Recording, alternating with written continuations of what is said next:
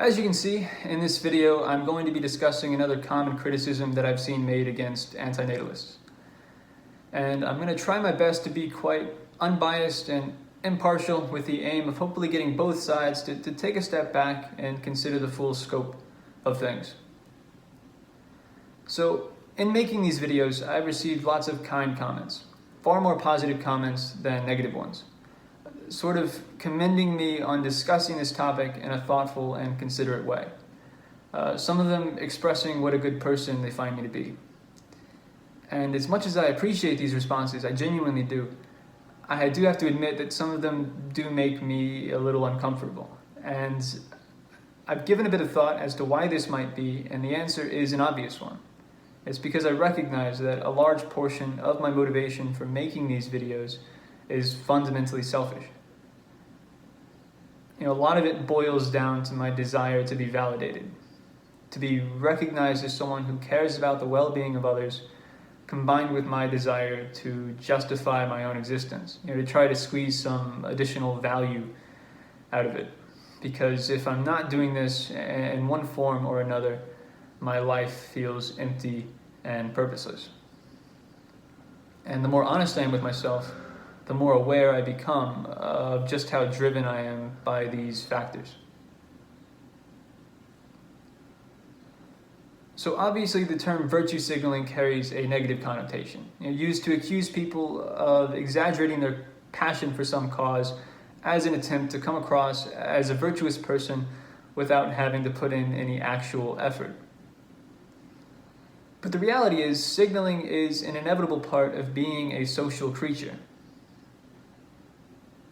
The truth is, many of us will go to some pretty great lengths in an attempt to be accepted and perceived in the way that we desire to be perceived, and in an attempt to justify our own existence. And there's no denying that most people want to be recognized as decent, considerate, thoughtful human beings. And as much as we human beings hate to admit it, much of virtuous human effort can be largely reduced to fundamentally selfish desires. And it's practically impossible to completely separate these self-serving motivations from the desire to make a positive impact on the lives of others. But this doesn't mean that these efforts are rendered worthless simply because the motivations are often deeply seeped in self-interest. The desire to alleviate the suffering of others is still a genuine desire that most people possess. It is a desire that can be cultivated and built upon, and it is a desire that can be diminished and obscured. And convincing yourself that there are worthwhile future objectives for you to accomplish is easily one of the greatest, most sustainable coping mechanisms that we have as human beings, especially in times of hardship. A sense of purpose and direction is crucial in terms of maintaining a decent quality of life. And no objective is more convincing in its significance than the reduction in purposeless suffering.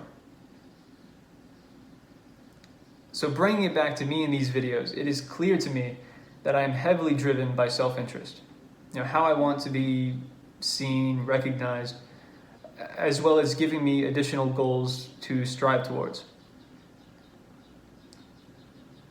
But the desire to be of at least some tiny amount of use in making this place, and helping to make this place less of a horror show in and of itself, is also a significant driving factor.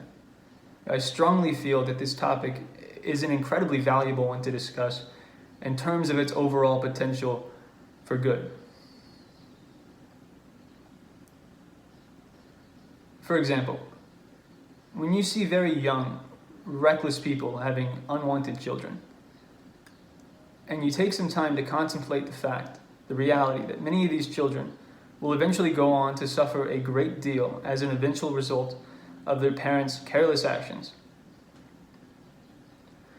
And you also consider the fact that many of these children will go on to suffer in extremely horrific ways that they could have never imagined in their youth. And many still who will suffer more severely in their youth than many adults will suffer in an entire lifetime, while also contemplating the fact that the children themselves, are very likely to go on to repeat the absurd, vicious cycle and carelessly create careless children of their own. I mean, it's obviously not a great thing. It's not a great cycle. So if there's a possibility that I can convince some youngsters on here who may come across these videos to give the serious risks of the decision to have children more thought and to be more careful in their actions, if there's a chance that I can help people to better maneuver around many of the common biological traps that are laid out before them, some of which I nearly fell into myself, and it doesn't cost me all that much in terms of time and effort, and it's something that I derive a sense of purpose and satisfaction from, why wouldn't I do it?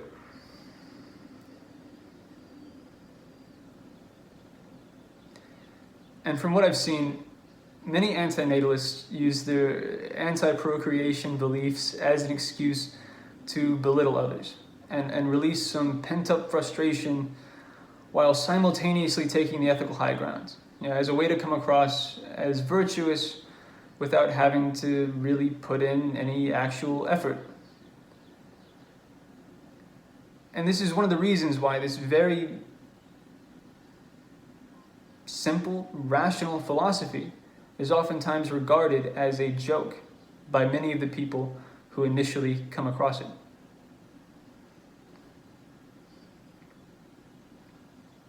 So to various degrees, we're all signaling, like all the time, oftentimes subconsciously. This video, for example, part of me is attempting to show off my authenticity and self-awareness, trying to convince you that I'm not some self-righteous prick who believes that my existence is special, or that my intentions are completely selfless, or that my efforts are of more value than they actually are, because let's be honest, at the end of the day, most people are going to do what they're going to do. The average human mind is a very rigid, stubborn thing when it comes to rationalizing optimistic worldviews and rationalizing deeply rooted desires. The point is, there is no escaping social signaling completely. And when it comes to constructive, well-intentioned virtue signaling, the kind that can actually serve some meaningful purpose outside of masturbation, all we can really do is come to terms with it, while also recognizing that it doesn't undo the legitimate desire to do good or the positive outcomes themselves, and nor does it invalidate the arguments themselves. And if most people need recognition in order to do the right thing, and it certainly seems as though this is the case, is this really the worst thing in the world? Of course, it would be ideal if everyone was purely driven by an overwhelming desire to do the right thing because it's the right thing to do, because of its positive impact on others. But clearly, we do not live in an ideal world, and we are far from an ideal species. So we gotta take what we can get.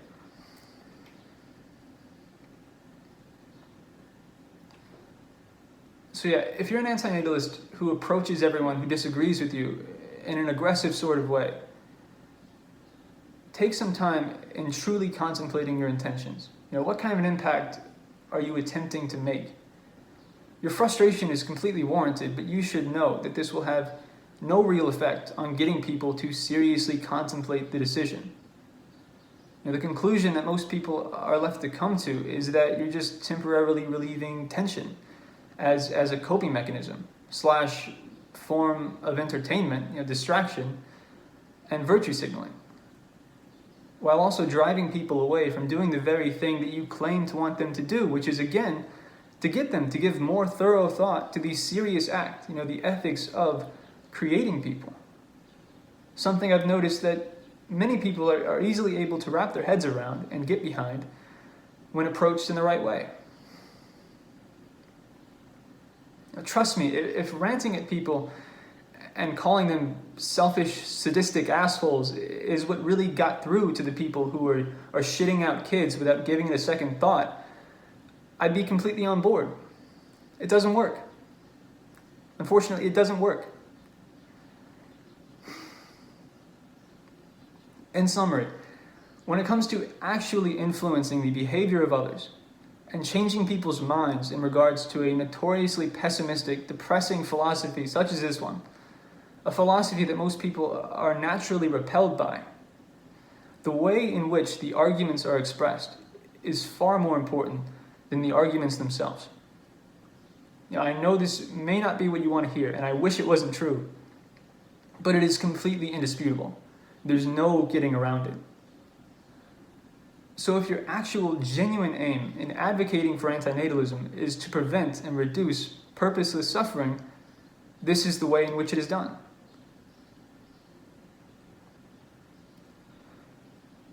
Many of the evils of humanity are not much more than inflictions of senseless suffering caused by ignorance.